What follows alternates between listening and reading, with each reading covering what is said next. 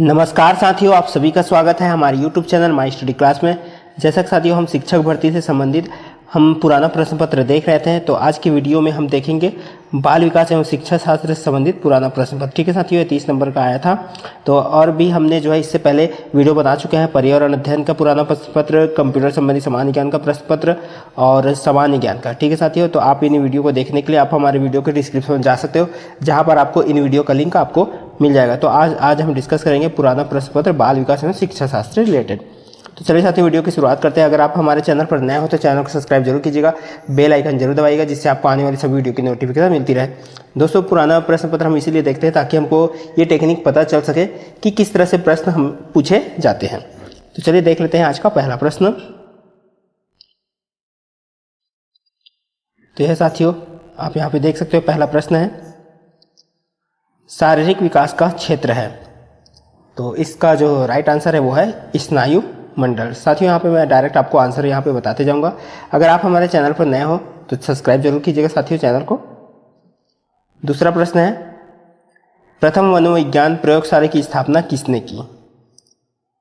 अगर आप जो है पहले से तैयारी कर रहे हो तो आप लोगों के लिए प्रैक्टिस सेट में साबित हो सकता है। साथियों आप हमारे आंसर बताने से पहले आप जो है वीडियो को पॉज करके अपना आंसर सोच सकते हो। ठीक है साथियों, तो इसका जो राइट आंसर है वो है वुंड, ऑप्शन सी वुंड।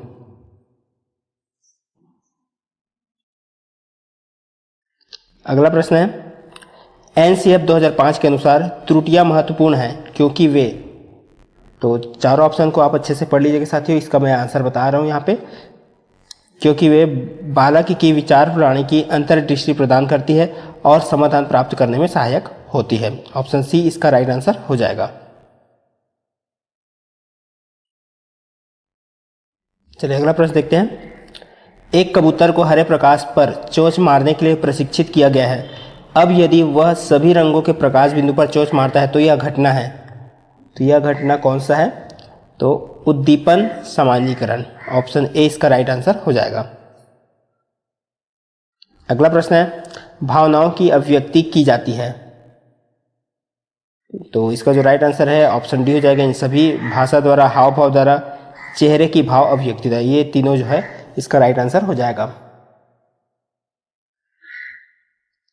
अगला प्रश्न है बधिर बालकों द्वारा सीखी जाने वाली मानक दृश्य सांकेतिक भाषा की अनेक विशेषताएं समानता रखती है। तो इसका जो राइट आंसर है वो है दृश्य मुखर भाषा।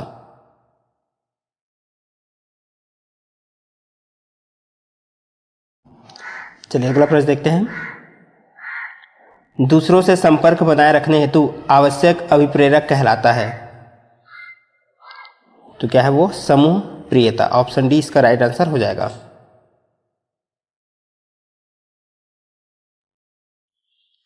अगला प्रश्न है एक बच्चे की मानसिक आयु 12 और वास्तविक आयु 10 वर्ष है, तो उसकी बुद्धि लब्धि क्या होगी?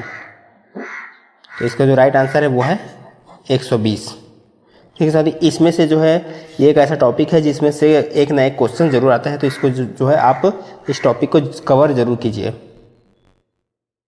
अगला प्रश्न है बुद्धि 7 विभिन्न प्राथमिक मानसिक क्षमताओं का युग्म है, कहा गया है। किसके द्वारा कहा गया है? तो ये है थर्स्टन के द्वारा कहा गया है। अगला प्रश्न है कक्षा में अनुपस्थिति को कम किया जा सकता है। तो कैसे ये कम किया जा सकता है? तो इसका जो राइट आंसर है वो है ऑप्शन डी, कक्षा को अनवरत एवं प्रभावपूर्ण रूप में पढ़ाया जाए।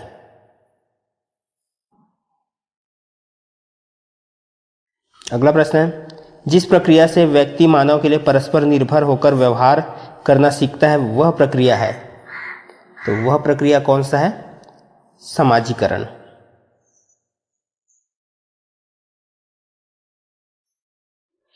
अगला प्रश्न देखते हैं किशोर अवस्था में चरित्र निर्माण से जो अवस्था संबंधित है वह निम्न में से है। तो इनमें से कौन सी अवस्था निम्न में से है? तो इसका जो राइट आंसर है वो है आधारहीन आत्मचेतना अवस्था। अगला प्रश्न है शैक्षिक समरूपता है। तो शैक्षिक समरूपता है क्या है? वो है मौलिक अधिकार। अगला प्रश्न है, आरटीई 2009 के तहत राज्य में बालक अधिकार संरक्षण संस्था है, कौन सा है? SCPCR।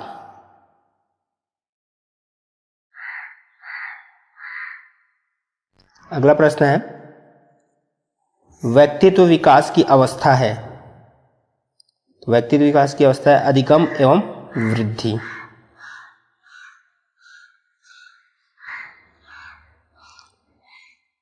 अगला प्रश्न है, एक बालक को सुनने में परेशानी हो रही है यदि, तो इसका जो है, एक बालक को जो है सुनने में परेशानी हो रही है यदि, तो इसका जो राइट आंसर हो जाएगा वह सभी। वार्तालाप के दौरान वह वक्ता के पास आ जाता है, अधिकतः वह जोर से बोलता है, शिक्षक से वह समानता कृपया पुनः बताया कहता है। तो इन तीनों कंडीशन से आप पता लगा सकते हो कि एक बालक को सुनने में परेशानी हो रही है। ठीक है साथियों, तो ऑप्शन डी इसका जो है राइट आंसर हो जाएगा। तो साथियों आप ऑप्शन को जरूर अच्छे से पढ़िएगा। शरीर के आकार में वृद्धि होती है इस कारण से, तो किस कारण से? शारीरिक और गत्यात्मक विकास। अगला प्रश्न है, परीक्षण जिनमें लिखित शब्दों को शामिल किया जाता है कहलाते हैं, तो कौन सा परीक्षण है?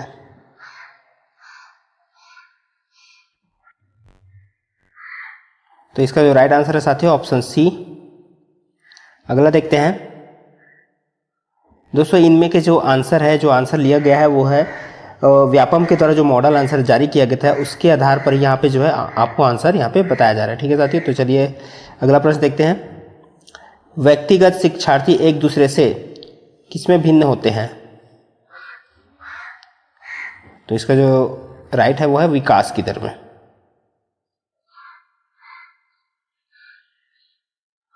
अगला प्रश्न है, बालक का विकास इसका परिणाम है, किसका? वंशानुक्रम व वातावरण की अंतःक्रिया का। ऑप्शन सी इसका राइट आंसर हो जाएगा। अगला प्रश्न है, किस मनोवैज्ञानिक के अनुसार विकास एक सतत और धीमी प्रक्रिया है? किसके अनुसार है? वो है स्किनर के हिसाब से।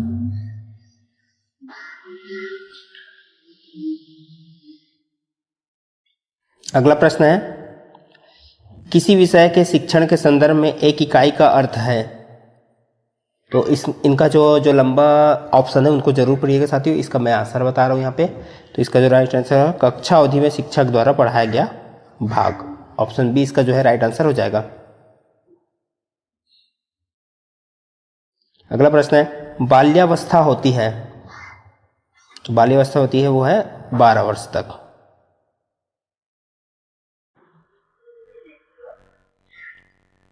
अगला प्रश्न है, किसी व्यक्ति को आधिकारिक रूप से मानसिक मंदित कहा जाएगा यदि उसकी बुद्धि लब्धि कम है, तो किससे कम है? अगर वो उसकी बुद्धि लब्धि जो है 70 से कम है उसको मानसिक मंदता कहा जाएगा।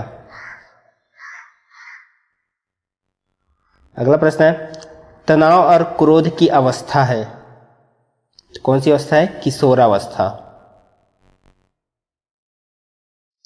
अगला प्रश्न है, परिपक्वता का संबंध है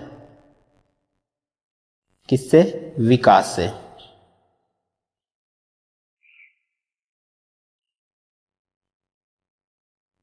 अगला प्रश्न है, अधिगम के 3 प्रारंभिक नियम अभ्यास का नियम, प्रभाव का नियम और तत्परता का नियम दिए गए हैं, तो किनके द्वारा दिया गया है?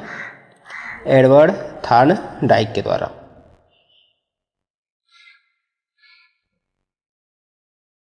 अगला प्रश्न है, लॉरेंस कोहलबर्ग विकास के क्षेत्र में शोध के लिए जाने जाते हैं।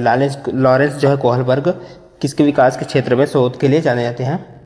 तो इसका जो राइट आंसर है वो है नैतिक विकास। अगला प्रश्न है, किशोरों का संवेग के नियंत्रण का सबसे अच्छा उपाय निम्नलिखित में से कौन सा है? कौन सा है? वो है प्रक्षेपण। चलिए देख लेते हैं आज का आखिरी प्रश्न हमारे पुराना प्रश्न पत्र से। एक बुद्धि परीक्षण जो आपके भविष्य में कार्य करने की प्रकृति की भविष्यवाणी करता है क्या कहलाता है? तो अभियोग्यता परीक्षण। ऑप्शन सी इसका राइट आंसर हो जाएगा। तो साथियों आज की वीडियो में बस इतना ही। वीडियो को देखने के लिए बहुत बहुत धन्यवाद। हमारे चैनल को सब्सक्राइब करना ना भूलें। अगर आप इसे फेसबुक पेज पर देख रहे हैं तो हमारे पेज को जो है फॉलो ज़रूर करें। मिलते हैं इसी तरह और अगले वीडियो के साथ।